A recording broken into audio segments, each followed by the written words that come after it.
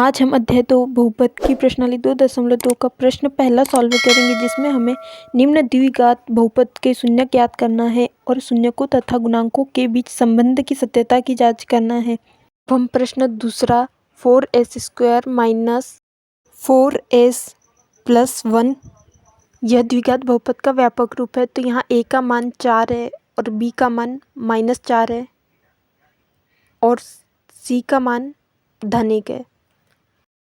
अब हम 4s² minus 4s धन 1 के गुणनखंड रूप लिखेंगे। हम 4s² और 1 का गुना करेंगे तो 4s² आएगा। अब हम 4s² को ऐसे तोड़ेंगे कि गुना करने पर 4s² आए तथा जोड़ने घटाने पर -4s आए। तो 2 और 2 ऐसी संख्या जो गुना करने पर तो 4s² आएंगी, पर घटाने या जोड़ने पे -4s आएंगे। दोनों संख्या के सामने हम माइनस का चिन्ह लगाएंगे, तो हम माइनस का चिन्ह लगाएंगे तो ऋण ऋण धन हो जाएगा और बड़ी संख्या के आगे माइनस का चिन्ह तो -4 आएगा। अब हम 4s को हम -2s और +1 लिख सकते हैं। अब हम 4s² और -2x में से कॉमन लेंगे तथा 2s + 1 से कॉमन लेंगे। तो हम 4s² से कॉमन लेंगे तो कॉमन 2s आएगा और बचेगा 2s - 1 और इधर से एक कॉमन आएगा तो बचेगा 2s - 1। अब यहाँ 2s - 1 कॉमन आ जाएगा और s - 1 बचेगा।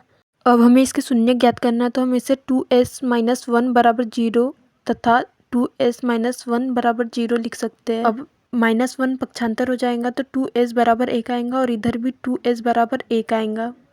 अब 2 पक्षांतर हो जाएगा तो s बराबर 1/2 आएगा और इधर भी s बराबर 1/2 आएगा। यह अल्फा का मान होगा और यह बीटा का।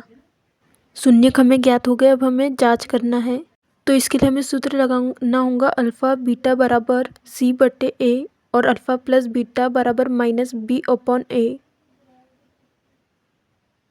तो अल्फा का मान 1/2 है और बीटा का मान 1/2 है, तो हम गुना लिख देंगे। तो c का मान 1 है और a का मान 4 है और अल्फा का मान है 1/2 और बीटा का मान 1/2 है और b का मान -4 है, तो माइनस और -4 आ जाएगा और a का मान 4 है। अब हम इसे सॉल्व करेंगे तो 1/4 आएगा और इधर भी 1/4 आएगा और यहाँ सॉल्व करेंगे तो एलसीएम में 4 आएगा। और अब हम 2 दूनी 4 प्लस 2 दूनी 4 तो 2 + 2 आएगा और 4/4 और हम इसको काटेंगे तो 1 आएगा, जो कि बराबर है। यही हमें सिद्ध करना था। अब हम प्रश्न तीसरा सॉल्व करेंगे, तो इसमें यह समीकरण अव्यवस्थित है, तो हम इसको व्यवस्थित तरीके से लिखेंगे, द्विघात बहुपद के रूप में लिखेंगे। तो इसे हम 6x² माइनस 7x माइनस 3 लिखेंगे और यहाँ पर a का मान 6 और b का मान -7 और c का मान -3 होगा। अब हम इसका गुणनखंड करेंगे तो 6 और 3 का गुना करेंगे तो 18 आएंगे और 9 और 2 ऐसी संख्या है तो गुना करने में 18 आएंगे और घटाने या जोड़ने पे 7 आएंगी। तो 6x² माइनस 7x को हम -9x प्लस 2x भी लिख सकते हैं और -3। अब हम ये 2 और ये 2 में से कॉमन निकालेंगे तो इनमें से 3x कॉमन आएगा और बचेगा 2x और यहाँ से माइनस और 3 प्लस का चिन्ह तो प्लस आएगा और कुछ कॉमन नहीं आएगा तो 1 आएगा और बचेगा 2x - 3 और अब यहाँ 2x - 3 कॉमन आ जाएगा और बचेगा 3x धन 1। तो हमें शून्य ज्ञात करना है, तो हम इसे ऐसे भी लिख सकते हैं 2x - 3 बराबर 0 और 3x धन 1 बराबर 0।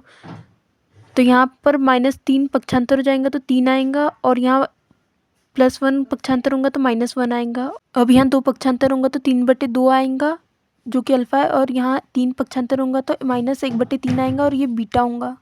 अब हमें शून्यकों तथा गुणांकों की भी जांच करना है, तो हम सूत्र लिखेंगे अल्फा बीटा बराबर c/a। तो यहाँ पे अल्फा का मान 3/2 है और बीटा का मान -1/3 है और c का मान हमें यहाँ पे -3 दिया है और a का मान 6।